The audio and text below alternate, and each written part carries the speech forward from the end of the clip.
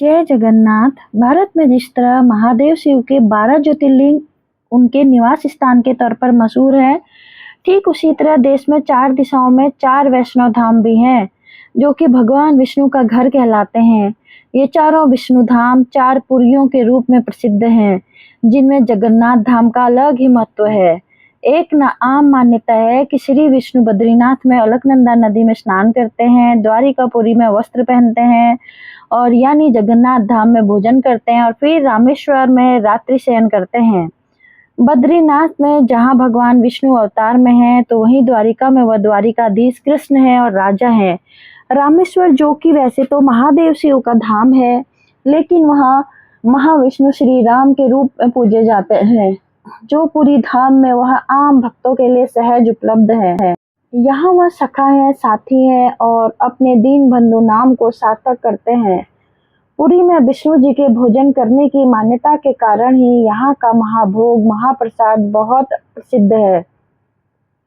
एक किंवदंती है कि सभी को कृपा के रूप में मिलने वाला ये महाभोग पहले सिर्फ विष्णु जी के लिए ही था।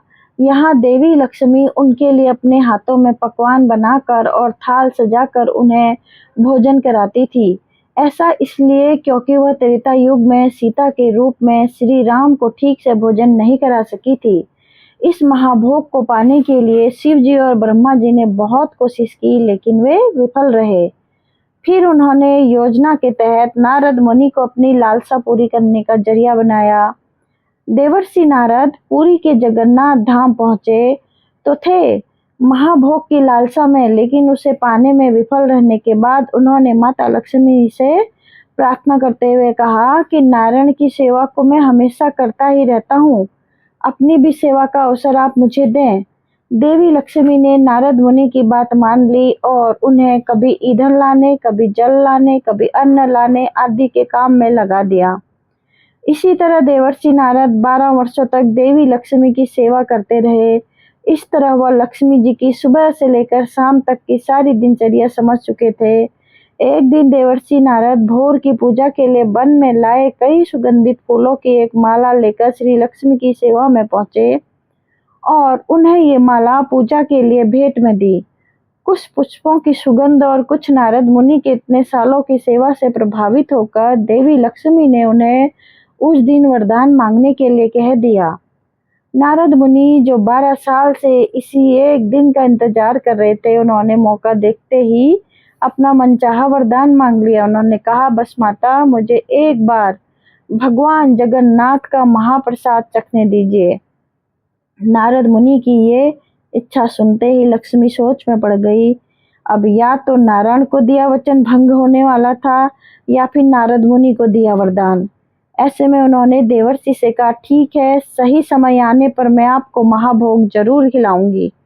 नारद मुनि ने यह सुनकर खुशी खुशी वहां से चले गए। अगले दिन जब नारायण भोजन करने पहुंचे, तब देवी लक्ष्मी को चिंता में देखकर उसका कारण पूछा। उनके पूछने पर महालक्ष्मी ने उन्हें देवर्षि नारद को दिए वरदान के बारे में बताया।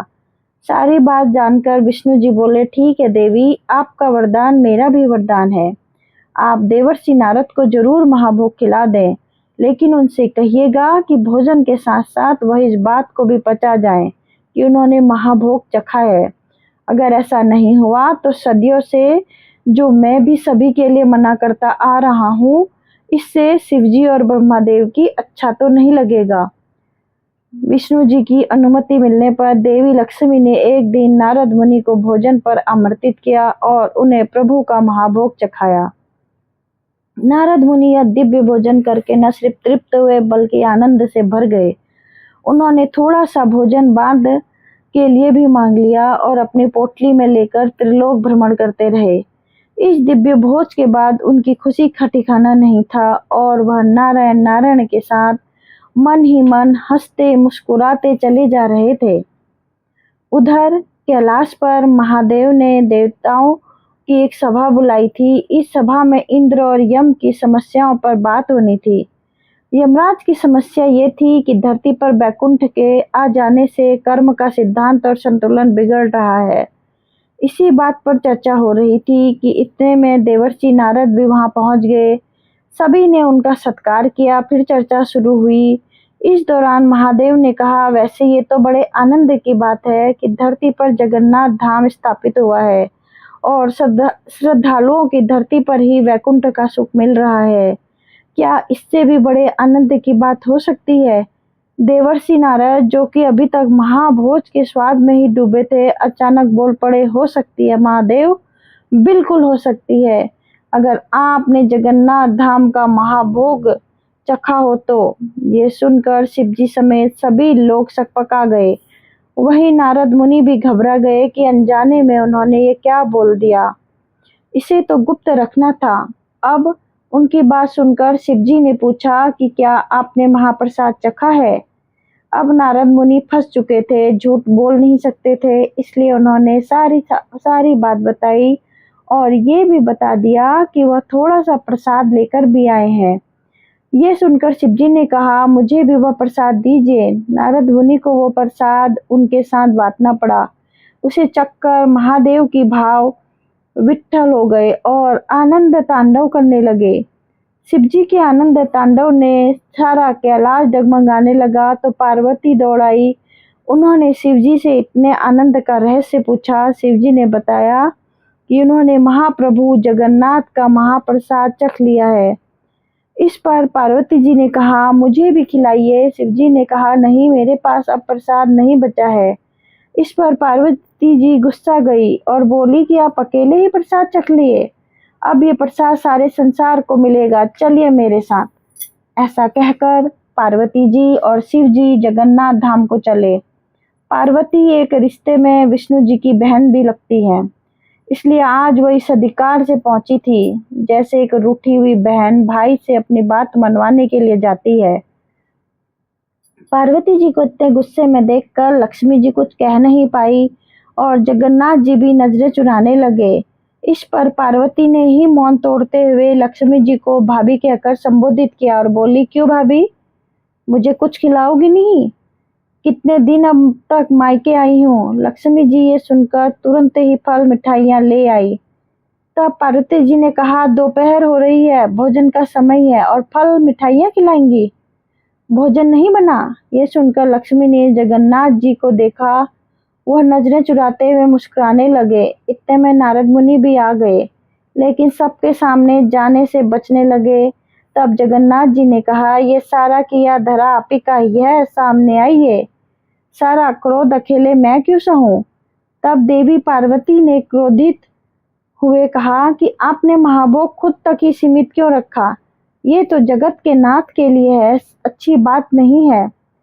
जगन्नाथ भगवान विष्णु ने कहा कि देवी लक्ष्मी के बने हाथ के भोज का प्रसाद पाने से सभी कर्मों के सिद्धांतों से विमुख हो सकते हैं। इस तरह पाप पुण्य का संतुलन बिगड़ जाता है, इसलिए मैंने इसे सीमित कर रखा है। लेकिन अब आप कहती हैं तो मैं इसे आज से ही सार्वजनिक करता हूँ। अब से जगन्नाथ के लिए जो भी महाभोग तैयार होगा वह पहले आपको ही चढ़ाया जाएगा, उसके बाद ही मैं उसका भोग लगाऊंगा। आप अपनी संतानों से कितने स्वच्छ विमल भाव से प्रेम करती हैं, इसलिए आज से आप श्री देवी बिमला के नाम से जगन्नाथ धाम में ही निवास करेंगी। इसी बिमला शक्तिपीठ के नाम से ही जाना जाएगा। महादेव भी अपने भैरव स्वरूप जगत के नाम से यहाँ निवास करेंगे और मेरे जगन्नाथ नाम को सार्थक करेंगे। इसके साथ ही जो भी श्रद्धालु केवल श्रद्धा और भक्ति भाव से आपका और मेरा दर्शन कर इसी भाव से प्रसाद को स्वीकार करेंगे, वह अपने बंधनों से मुक्त हो जाएंगे। लेकिन प्रसाद ग्रहण करते हुए अगर वह स्वाद, गंध, कामना या किसी अन्य शारीरिक विषयों में बारे में सोचेंगे तो उनके लिए यह केवल व्यंजन भर रह जाएगा। इसलिए कहते भी हैं कि प्रसाद को प्रभु के साक्षात दर्शन के तौर पर देखना चाहिए और उसे ग्रहण करते समय केवल भक्ति भाव ही रखना चाहिए।